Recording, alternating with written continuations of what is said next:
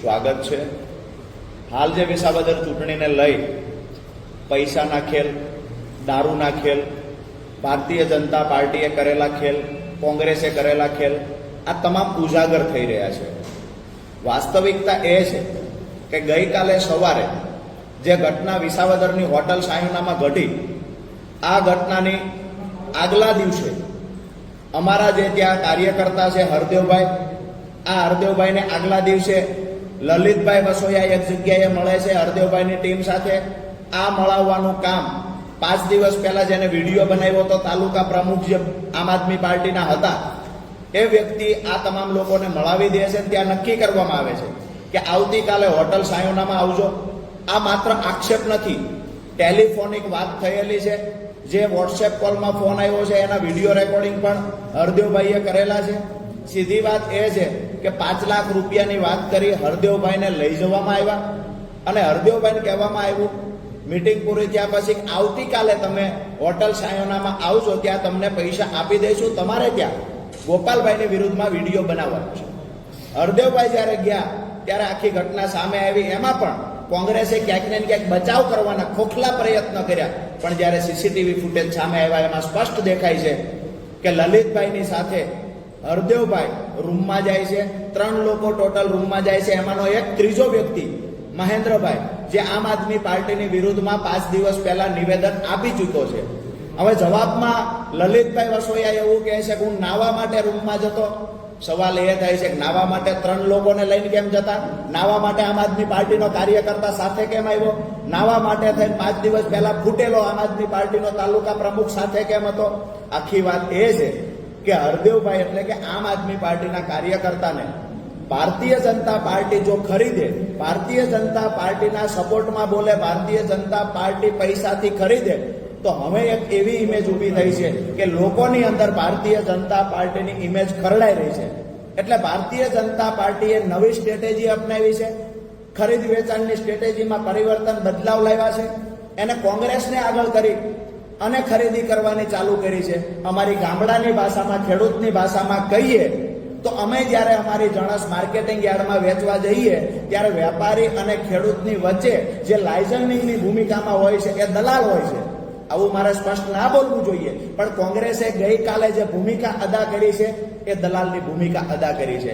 એટલે કે આમ આદમી પાર્ટીના કાર્યકર્તાને તોડવા માટે ભારતીય જનતા પાર્ટીની ઢાલ બની અને કોંગ્રેસના નેતા, અમુક નેતાઓએ કામ કર્યું છે।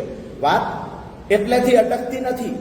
ભારતીય જનતા પાર્ટીએ બપોર પછી જે દારૂ મંગાવ્યો, આ દારૂની માહિતી અમારા એક વ્યક્તિને મળી કે ખરેખર અહીંયા આણંદપુર અને ખડિયાની વચ્ચે અમારા એક માણસ જ્યારે ગાડી લઈને નીકળતા ત્યારે એ જ વાડીના એક મકાનમાં દારૂ ઉતારવાનું, શંકાસ્પદ પેટીઓ ઉતારવાની ચાલુ હતી।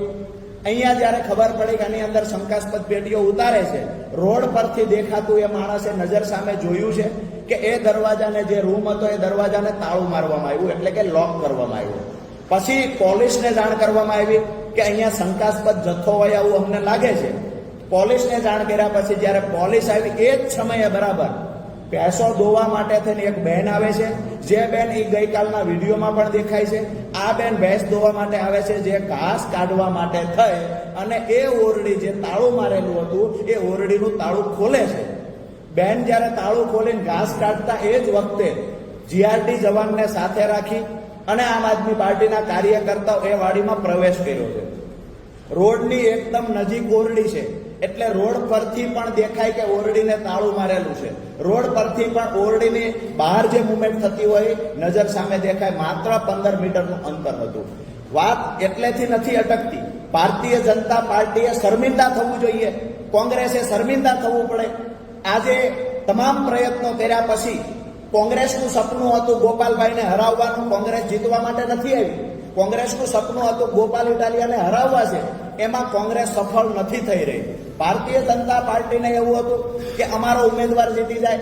તમામ પ્રયત્નો પછી પણ ભારતીય જનતા પાર્ટીનો ઉમેદવાર જીતતો નથી। ભારતીય જનતા પાર્ટી હાર પાડી ગઈ છે।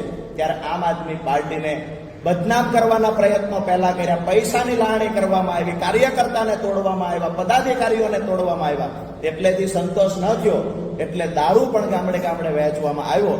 અહીંયા જેની વાડીએ દારૂ ઉતરો છે, મને જાણવા મળ્યું કે એ વ્યક્તિ પણ બચાવમાં વાતો કરે છે મને એ પણ જાણવા મળ્યું છે કે ગઈકાલે 50,000 રૂપિયા આમ આદમી પાર્ટીના 2 વ્યક્તિ પાસે પકડાયા. એમાં તો એસીપીએ આવીને પ્રેસ કોન્ફરન્સ કરી. ગઈકાલે 2 લાખ રૂપિયા કોંગ્રેસના નેતાએ આપ્યા. આ પોલીસ અધિકારીઓ નહોતું દેખાતું. અમારો સીધો સવાલ છે કે પોલીસ અધિકારી અહીંયા ન્યુટ્રલ થઈને કામ કરે છે કે ભાજપનો હાથો બનીને કામ કરે છે?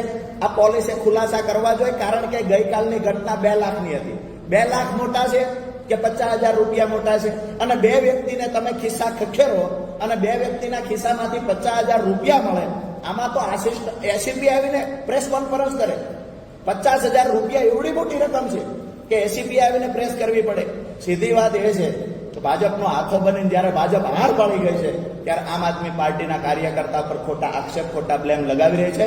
ગઈકાલનો જે દારૂ પકડાનો, એના જ કાકા દાદાનો ભાઈ જે દિનેશ મહેતર છે, એના પપ્પાએ 3 મહિના પહેલા વિડીયો બનાવીને કહ્યું છે લોકોને કે ભાઈ મારો દીકરો, મારા દીકરાની ઓફિસ છે એ દારૂનો અડ્ડો બની ગઈ છે. આવું દિનેશ મહેતરના પપ્પાએ કહ્યું છે. કયા મોઢે ભાજપના નેતાઓ બચાવ કરે છે? ગામડે ગામડે દારૂ ઉતરો છે. અહીંયા જ્યારે આમ આદમી પાર્ટીના કાર્યકર્તાઓ પીછો કરી અને દારૂ પકડાવે છે, જે કામ પોલીસનું છે, આ કામ આમ આદમી પાર્ટીના કાર્યકર્તાઓ કરાવી રહ્યા છે. ત્યારે પોલીસ ખરેખર જે દિશામાં તપાસ કરવાની છે ત્યાં તપાસ નથી કરતી અને આમ આદમી પાર્ટીના કાર્યકર્તા પર બ્લેમ લગાવી રહેલા જે ભારતીય જનતા પાર્ટી સાથે જોડાયેલા વાડીના માલિક છે, એને ક્યાંક ને ક્યાંક સપોર્ટ કરી આમ આદમી પાર્ટીને બદનામ કરવાના પ્રયત્ન આખું તંત્ર, ભાજપ, કોંગ્રેસ બધા સાથે મળીને કરે છે. અમે વિસાવદર વિધાનસભાની જનતાને વિનંતી કરીએ છીએ કે આમ આદમી પાર્ટી આ તમામ લોકોની સામે લડી લેવાની તાકાત ધરાવે છે. ગોપાલ ઇટાલિયા ગમે એટલા ષડયંત્ર થાય એની સામે ક્યારેય ઝૂકવાના નથી. અમારો એક એક કાર્યકર ક્રાંતિકારી છે. તમામ લડાઈઓ, લોકશાહી બંધારણ બચાવવા માટેની લડાઈઓ અમે લડી લઈશું.